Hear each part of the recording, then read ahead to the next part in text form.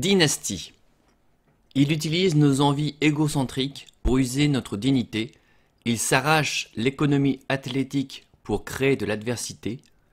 Cet esprit mental mal avisé qui se substitue à notre arbre bien plus qualifié ne sert qu'à élever des poulets pour sa gloire et sa stratégie encrassée. Consacré par la folie de nos ancêtres, cet esprit de dynastie n'en fait qu'à sa tête. Il ne tient qu'aux humains d'accepter fidélité à eux-mêmes pour retrouver leur dignité. Pour le mental, notre énergie est constituée à un tiers de celle de l'arbre, génétique, un tiers celle de l'environnement, et un tiers notre énergie personnelle, niveau de l'âme, pas forcément humaine.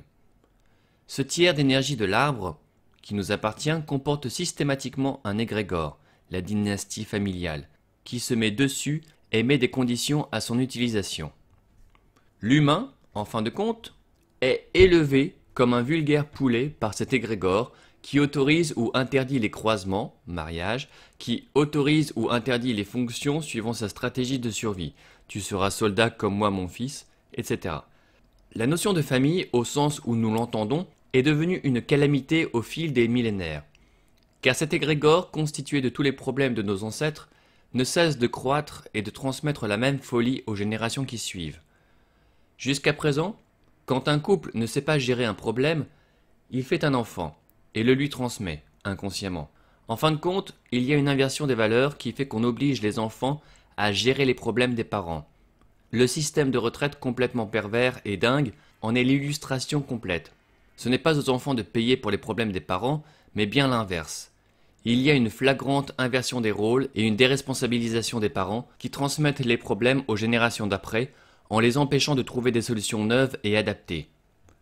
Le problème n'est pas lié à l'humain, mais à la dynastie. Les enfants d'aujourd'hui fonctionnent différemment. Ils refusent de se charger des problèmes des ancêtres et donc ces égrégores familiaux sont condamnés à mourir avec les vieilles énergies, donc avec les égos de nos parents et les nôtres. À terme, la notion de famille, très perverse et plus proche de la notion animale que de la notion humaine, l'humain est une cellule de l'univers et n'a pas besoin d'un troupeau pour se protéger, va disparaître. La notion de couple, où la femme est castrée et vendue au mari, donc patriarcale, et où les hommes sont castrés par la mère qui choisit s'ils peuvent épouser telle fille pour faire des enfants, matriarcale, va disparaître à terme. Toutes les familles sont dans un cas ou l'autre, même si ça n'est pas visible au niveau conscient. S'attendre à de sérieuses remises en question dans les années qui viennent. A. L'énergie de l'arbre est transmise par la mère et le père, mais ils ne font que transmettre ce qu'ils ont reçu et qui ne leur appartient pas. Comprendre à un moment que ce corps nous est prêté par la mère divine et qu'il y retourne à plus ou moins long terme. B.